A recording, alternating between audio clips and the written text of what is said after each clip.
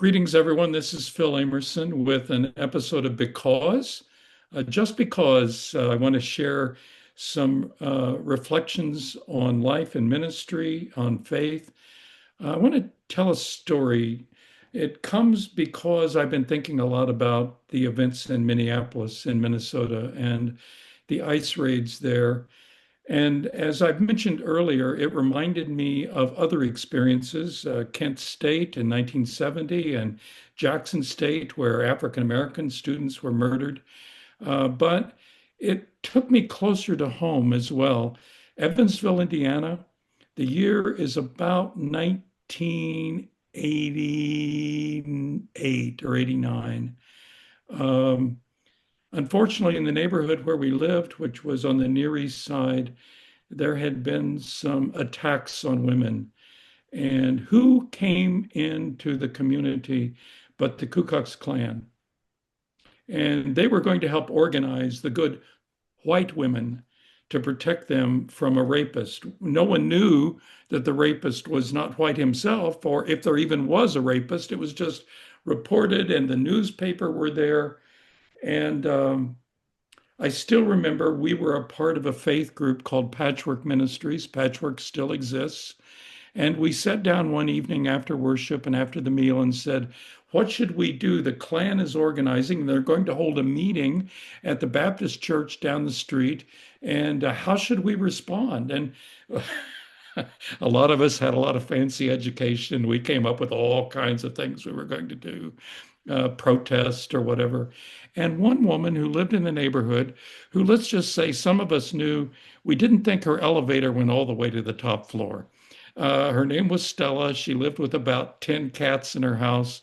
Uh, but Stella, listening to all of this, finally leaned back in her chair and said, the best thing we could do is just go to that church where the Klan's going to be and just help people think about it more clearly and pray with them and be quiet. And to our amazement, we realized Stella had the best idea of any of us. And so the evening came at the Baptist church where the Klan was going to host its meetings, and about 20 of us showed up. We were at the doors, but we didn't protest in a typical way. What we did was we touched people as they came in and spoke to them in a soft voice. We were inside the sanctuary and spread out and sat by people. We asked early on that a hymn be sung, which sort of threw the Klan people off. But it was Stella's idea. And we calmed that whole situation down and found a place where people didn't come to be excited by the Klan, who tried. I ended up being a friend of one of the Klan members. I've talked about this in other recordings, but a guy named Will Campbell worked with the Klan. He lived down outside of Nashville.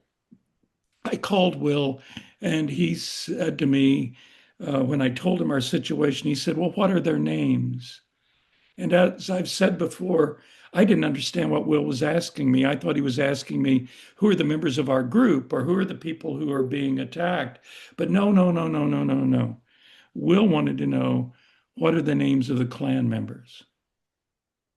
And that's when I got to know them. One in particular who began to come to our worship services on Sunday evening.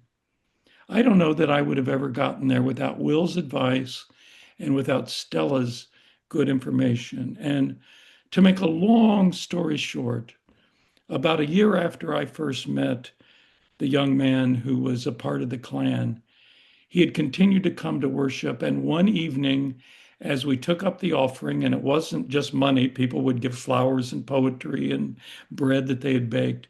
This young man came and dropped something in the offering plate.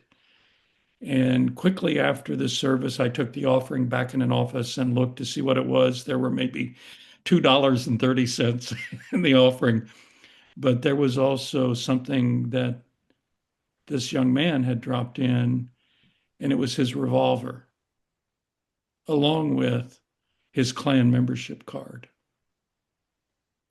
Sometimes the message we share is one that is built around building a relationship, and touching people gently and quietly and praying with them. And oh, yes, singing some songs of hope. God bless you just because we have the opportunity to live differently as people of faith.